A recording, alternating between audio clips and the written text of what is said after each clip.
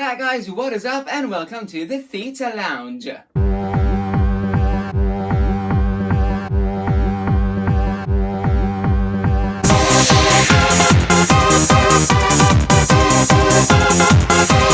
Welcome back to everyone who's been here before, and a massive welcome to everyone who is here for the first time.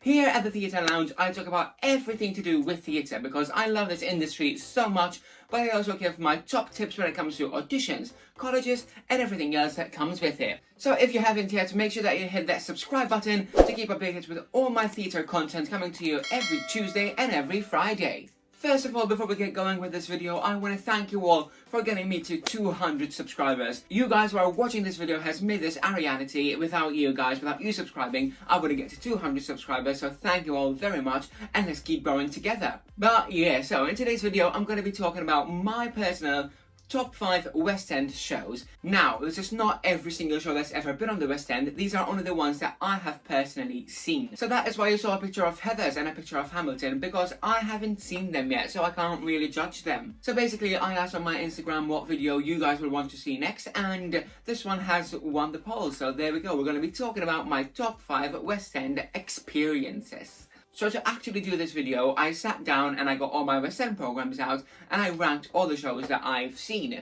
So I ranked them on 3 different categories. So the first one is the show itself. So do I like the show? Do I like the content of it, the music, the lyrics, the story and everything? The second category was the production. Did I like the production of it? Did I like the staging? Was it in the right theatre? Did it have good lighting? Did I like the costumes and all of that? And finally, the third category is casting. Did I like the cast? Could they have cast someone better to do the job, maybe? Yes, well, I took that into consideration as well. But yeah, I managed to rank all the shows that I've seen, and now we've got a top 5. And don't worry, some of them surprised me as much as they're gonna surprise you. By the way, before we get going, I love nearly every show that I see, so this was very difficult to create.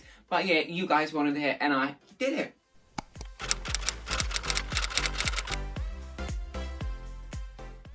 So, 5th place in my list is 42nd Street. I am personally obsessed with tap. I think it's a great form of dance because of the audible side to it as well, and I think that makes it different, but I just personally love it. I didn't actually like it that much until I went to college, and then after 2 weeks in college I was like, oh my god, I love tap. But yeah, so this musical is obviously a classic. Everyone knows what 42nd Street is. It was premiered in 1980, and since then it's just been a massive hit. It talks about how Julia Marsh is trying to produce this stage production during the Great Depression, and obviously it's quite a tough job. But it also focuses on Peggy Sawyer and how her career progresses to get her to where she is at that time. I actually watched 42nd Street on press night. This was back in 2017, so I was in London on the day. I went to the theatre to see if there's any tickets left. Obviously there was nothing, but they told me that if I queue by the side, people who would not turn up, because obviously there's be celebrities who won't turn up because of other commitments. So yeah, they said if you queue on the side, you might be able to get a filler ticket. So I just queued and I actually got a filler ticket, and I actually watched the press night. One thing I really loved about the show is how Claire Halls, who played Peggy Sawyer, was actually kind of telling the story of herself, of how she got to where she is and how she became such a good performer who was absolutely brilliant at the job. She actually made me believe that Peggy Sawyer is a true person. Wow, she was really, really great. But yeah, I loved 42nd Street. I loved how bedazzled everything was, how sparkly everything was. Them golden coins that everyone was stepping on, I think it was just brilliant. The costumes were insane. The story came through, and I think for that, yeah, that's why it's in my top 5. So in 4th place has to be Follies. I watched the 2017 National Theatre Follies edition, and I think it was absolutely brilliant. Obviously, it's a Stephen Sondheim musical, so we know that it's going to be great content-wise. Everything he writes is practically perfect, and that makes sense as to why a Stephen Sondheim musical ended up on my top 5 list. So yeah, the show is based in an old Broadway theatre where the Follies girls are having a reunion, but it specifically focuses on 2 couples who are Buddy and Sally and Benjamin and Phyllis. Ooh. Basically, both couples are unhappy with their marriages at the moment. There's a lot of ups and downs, and we see their story throughout. One thing I really appreciated in the 2017 National Theatre production was the ensemble. I think how they reflected their old selves and their new selves was practically incredible. I think it was really done well. The staging was something different. It wasn't what I was expecting when I walked in, but it made me feel like I was in that theatre with them, which is a great feeling to have. And obviously, Queen Imelda Staunton was in the show as well, so I think that was a plus, isn't it? Right, before we carry on, I need to make a tea, and guess what? I've actually got a kettle in here now, so I'm going to take you with me to make a tea.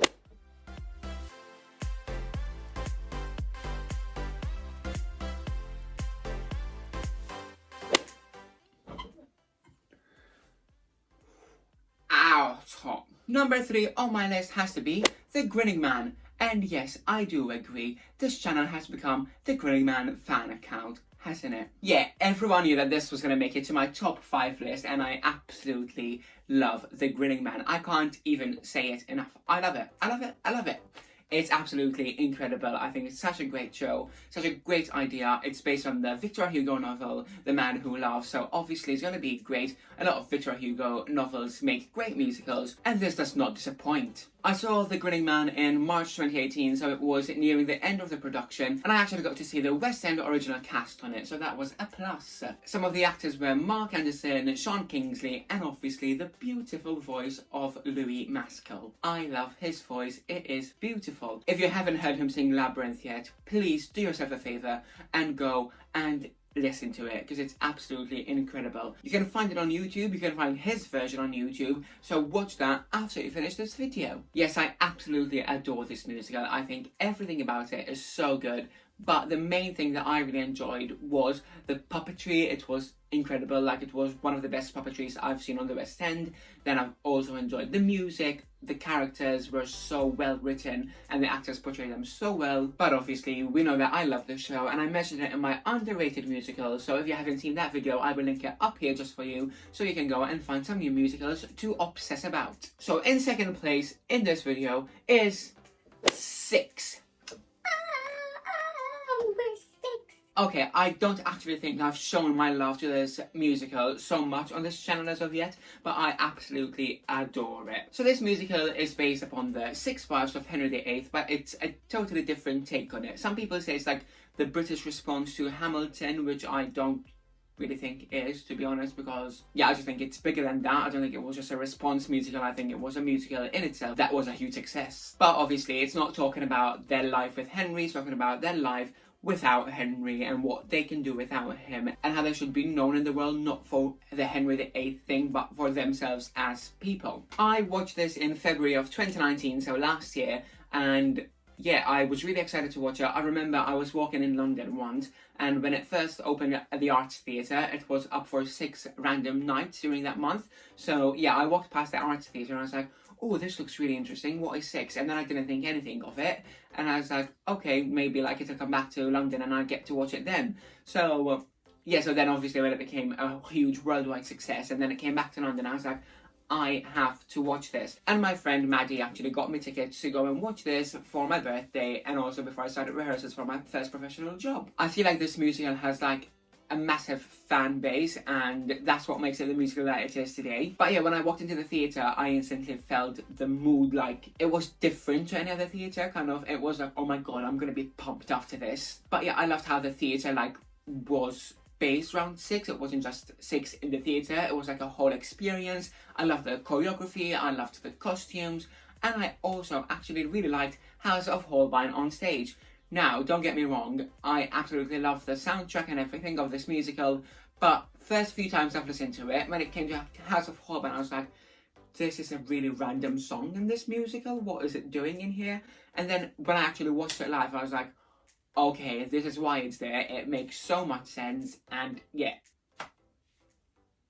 I'm a 6 fan. Also, don't you think it's a really great idea for a musical? Like, I don't know how no one thought about making that into a musical, but well done, Toby and Lucy. Kudos to you. It's still very hot.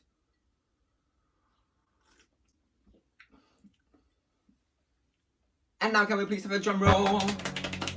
My number 1 musical is Come From Away. I know, I don't rave on about this show, but I actually do love it so much. I wasn't really shocked when it came up as number 1 on my list, but if you were, I see why. I don't really talk about it that much actually on here, and I think this musical is so deserving of all the love it gets. I watched it in February 2019 as well, actually 2 days before I watched 6, so I was on a musical bonanza back then, but yeah, I went in and I didn't know what to expect. I hadn't even listened to the soundtrack yet, so that obviously was a plus for me because I did not know what to expect at all. I knew what it was based on, that it is the aftermath of the 9/11 attacks and how there was like about 30 something planes flew into Uganda and Newfoundland and everything, and yeah, I just knew that about it, but I didn't know more about the show. So I went in, I sat down and I was like, oh, this is like a nice setting and everything, and then obviously the music started and I was like, what? I was absolutely like blown away from the first minute it started, and then obviously the story progressed and progressed, and I cried and I cried and I laughed and all of that, and then by the end I was literally in awe. So you know, at the end of any show when there's a blackout for the stage to be emptied and then obviously the actors will come back on to have their bows. Yeah, so when that blackout happened and Come From Away, when I was there, by the time the first actor walked back onto the stage, everyone was already up on their feet. The whole audience was giving them a standing ovation. It was such a moving piece. It's such a moving experience. And I think a lot of people actually enjoy the show because when they go in, they do not expect to get that feeling out of it. Because obviously it's such a sad story and it's such a sad situation. But they made the light out of it in a way. Like, there was the humour side to it. Yeah, I think everything was done so well. It was written brilliantly. It's performed equally as brilliantly as it's written. But if you haven't seen Come From Away as of yet, make sure that you go and grab your tickets as soon as the theatres are open, because believe me, this show is really worth watching and all the love it gets. But yeah, there we go. That is my top 5 West End experiences, I would say. I really enjoyed creating this video, and a massive thank you to you guys who suggested it on my social media platforms. So if you're not following me yet, make sure that you follow me on all my social media links. I will link everything down below, and suggest any videos that you want to see. Also, let me know what are your favourite West End experiences, or any musical theatre experience really. Let me know in the comments down below. I would love to hear them and would love to see if I went to any of these shows, or if not, what to expect when I actually go and watch them. But yeah, I really do hope that you've enjoyed this video. If you did, make sure that you hit the thumbs up button, that'll give it a like, and also make sure that you subscribe to my channel for more theatre content coming to you twice a week. But thank you guys for joining me, and I will see you all on Tuesday. Bye guys.